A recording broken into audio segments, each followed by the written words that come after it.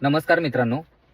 आज आपल्या ग्रामीण भागातील मुलं, खास करून जे शेतीच्या उत्पन्नावर अवलंबून असतील किंवा लोअर इन्कम असेल, अशा मुलांना मुली मिळणं अवघड झालं आहे. अशा मुलांचे आई वडील आज या बाबाला भेटतात, त्या बाबाला भेटतात, माझ्या मुलाचं लग्न कधी होईल, काय होईल, का होत नाहीये, किंवा टेन्शनमध्ये जगताना दिसतात. काय व्हायचं, कसं व्हायचं, माझा वंश पुढे वाढेल की नाही. पण ह्याच आईबापांनी किंवा ह्याच समाजानं जेव्हा मुलं जन्माला घातली तेव्हा हा विचार नाही केला की आपण स्त्री भ्रूण हत्येतून किती मुलींच्या नरडीचा घोट घेतोय. सर्वात जास्त स्त्री भ्रूण हत्या सुरुवातीच्या काळात शहरी भागात झाल्या. म्हणजे ह्यात शिक्षणाचाही काही संबंध नाही. जसं तंत्रज्ञान सुरुवातीला शहरात आलं, त्यांनी स्त्री भ्रूण हत्या चालू केल्या. तेच तंत्रज्ञान नंतर गावात आलं, गावातल्या लोकांकडे पैसा आला, त्यांनी पण स्त्री भ्रूण हत्या केल्या. 2005 नंतर आकडा वाढलेला दिसतो.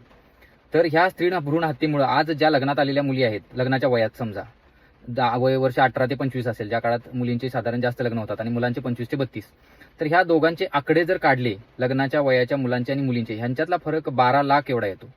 कसा भरून काढणार आहे तुम्ही हा फरक? मग आपले लोक म्हणताना दिसतात की मुलींच्या अपेक्षा वाढलेत, हे वाढलेत, आणि मूळ कारण लक्षात घेताना कुणीच दिसत नाही.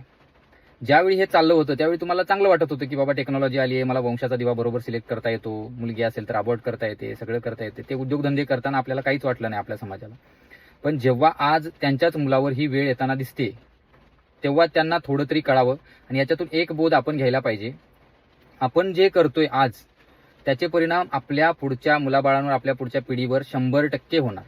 आज आपण जी लोकसंख्या वाढवतोय किंवा जंगलतोड करतोय, याचा परिणाम पुढं आपल्याला भोगायला मोठ्या प्रमाणात भेटणार आहे.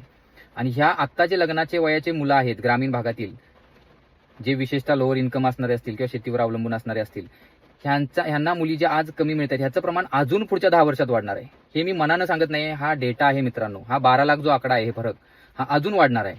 तर विचार करा किती वाईट अवस्था आपल्यावर आली. आणि आपण असंच हातावर हात धरून जर बसलो तर आज पण ज्यांच्याकडे पैसा आहे, शहरातले लोक असतील, ते IVF किंवा दुसरे तंत्रज्ञान आहेत, त्यांचा वापर करताना त्यामध्ये काही टेस्ट असतात की अनुवंशिक आजार मुलाला होऊ नये म्हणून. त्या टेस्ट करताना PGD किंवा अजून एक PGT अजून एक आहे, ह्या 2 टेस्ट करताना इलिगली वापर करून 5 दिवसाचं भ्रूण असेल किंवा 1-2 महिन्याचा असेल पोटात असताना, त्यावेळेस रक्ताची चाचणी करून किंवा त्या भ्रूणाचा एखादा पेशी बाहेर काढून त्याची ऑटोप्सी करून इलिगली लिंगनिदान करतात. म्हणजे शहरातले लोकही यात खूप पुढे आहेत आजही. आणि कायमच शहरातल्या मुलींचं प्रमाण कायम कमी राहिले. मला एकच मुलगा असावा, त्यात पण मग सिलेक्ट करून मुलगा जन्माला घालणार. हे लोकसंख्या कमी करतायत, पण लोकसंख्या कमी करणारे मूर्ख आहेत. हे लोकसंख्या कमी तर करतात, एकच मूल जन्माला घालून लोकसंख्या कमी करतायत, पण त्यात पण मुलगाच जन्माला घालतायत. मग अशा समाजाचं कसं होणार भविष्य, तुम्हीच सांगा.